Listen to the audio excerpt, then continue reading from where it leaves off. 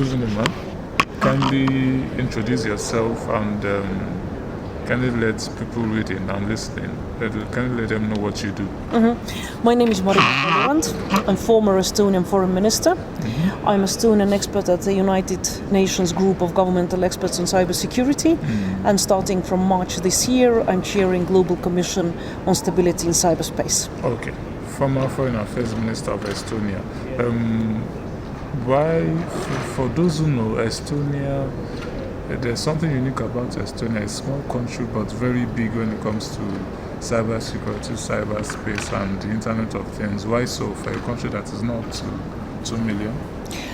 Yes, our population is 1.3 million, which means that yes, our population, we are not big population-wise, but I agree that in today's world, when you use ICTs and when you can take advantage of what internet and free, secure internet provides, you can do many things to promote your governance, make it open, transparent, to promote your economy, to promote cultural ties, to promote human rights, civil society. So ICTs just open absolutely new opportunities for development, and our country has taken the route of trying to take full advantage of the possibilities that ICT provides.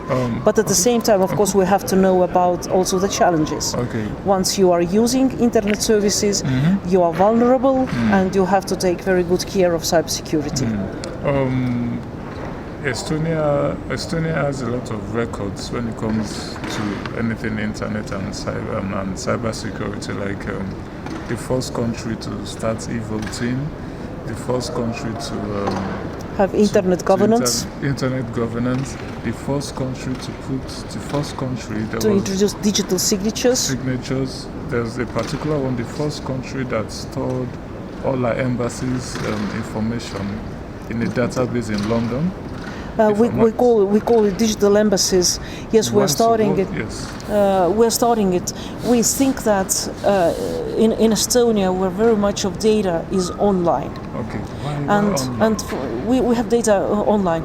For example, we don't have paper registries. Land registry is only online registry. So we need it means that we have to protect the registries. We have to make them available anytime, anywhere. So if there might be some situations that the registrars which are in Estonia are not available, then we have the duplicates or copies in other places. And that's why we started the project of data embassies, and the first country we're cooperating with is Luxembourg. Okay. Okay, you alluded to something. Still having almost all your data online, Yes. Aren't there advantages? Aren't there disadvantages having all your data online? So far, nobody has proved that any services online are less secure than offline. Okay. Because it's the question of security. Whenever you have human factors, there is a risk. But you have the same risks in real life. People can find the files, people can look at the files, people can compromise data on paper. So the risks are everywhere. Okay. And we just have to be aware of the risks, and we have to take technical steps and technical measures, cybersecurity measures, to minimize the risks. And yes, we have lots of data online, and it's also the very principal question of who owns the data. Okay. Our understanding is that data belongs to the person. So your medical record is your data, and you give access to others to see your medical data. It's not hospital, it's not doctor, it's you who is the owner of the data. So I think these are philosophical questions, and it has a lot to do with cybersecurity. But as I said, nobody has so far proved that internet services online are less secure. You just have to take security in real life, online life, digital life very seriously. As Estonia experienced cyber attacks, and if yes, what were the measures taken that other countries, especially on the African continent, could learn from? I think we were the first country in the world to fall under political cyber attacks in 2007. We had DDoS attacks, which took down for some time our banking services, some websites. They didn't destruct anything. Okay. They were just disturbing. Okay. But we learned from there that we have to take care nationally.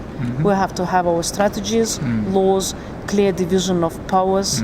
We have to work internationally because cooperation is needed if we're talking about attribution or if we're talking about finding those who were behind the attacks. So we learned our lessons, and since then we have been very vocal all over the world in international organizations, in the United Nations, EU, OSCE, NATO, talking about cybersecurity. You are now the chair of the Global Commission on the Stability of Cyberspace. What's that all about for those who don't know? It's a multi-stakeholder platform that was launched in March this year, which has 24 commissioners who represent different countries, different regions, different thinkings, and who come from very different backgrounds. So among them there are politicians, there are representatives of academia, there are ICT experts, there are lawyers, there are very different people. So we, with that knowledge that is in the group, and with additional knowledge that we are going to ask from our researchers, we will elaborate and draft recommendations that we will propose to states and governments, very concrete proposals what to do to make cyberspace stable and secure. Thank you very much for your time. Thank you.